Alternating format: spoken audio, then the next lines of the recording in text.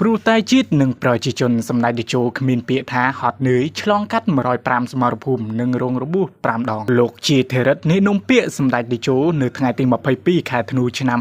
2025បានសរសេរសំណេរដោយមានអត្ថន័យបែបនេះថាព្រោះតែជាតិនិងប្រជាជនសម្ដេចតេជោហ៊ុនសែនគ្មានពាក្យថានឿយហត់ឆ្លងកាត់105សមរភូមិនិងរងរបួសធ្ងន់5ដងលោកជាធិរិតបានកត់ត្រាសំខាន់នៃបេសកកម្មរបស់សម្ដេចតេជោក្នុងពុបហេតុប្រជាជននិងមាតុភូមិយ៉ាងដូចនេះថានៅថ្ងៃទី20ខែមិថុនាឆ្នាំ1977យកជីវិតជាដើមទុនដើម្បីតស៊ូរំដោះជាតិចេញពីរបបប្រល័យពូជសាសន៍ថ្ងៃទី22ខែតុលាឆ្នាំ1996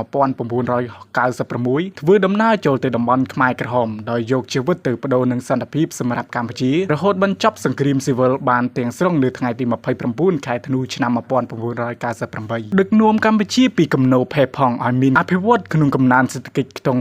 7%ក្នុងមួយឆ្នាំជាពិសេសទសវត្សរ៍នៅមុន COVID-19 បើតាមលោកជាធិរិតបច្ចុប្បន្នសម្ដេចតេជោកំពុងរុំរੂជាមួយសម្ដេចថាបតីផ្ដល់យុទ្ធសាស្ត្រដល់បណ្ដាមេតបទប់ទល់ជាមួយសត្រូវឈ្លានពានគ្រប់ពេលដែលជាតិនិងប្រជាជនជួបការលំបាកតែងតែមានអវត្តមានរបស់សម្ដេចជានិច្ចជីវិតសម្ដេចជារបស់ជាតិខ្មែរនាយនំពាក្យសម្ដេចតេជោរូបនេះបានគូបញ្ជាក់ថា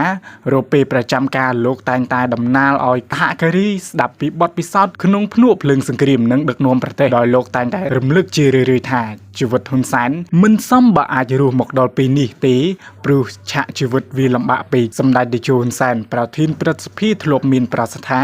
សម្ដេចមានតែជីវិតប៉ុណ្ណោះធ្វើជាដើមទុនដើម្បីរំដោះជាតិប្រជាជនចេញពីរបបប្រល័យពូជសាសន៍ប៉ុលពតប្រសិនបើសម្ដេចស្លាប់នាពេលនោះនឹងមានអ្វីកាត់ឡើងនាពេល55ឆ្នាំកន្លងមកនេះសម្ដេចតេជោយកជីវិតទៅបដូរការរស់រានមានជីវិតរបស់ប្រជាជន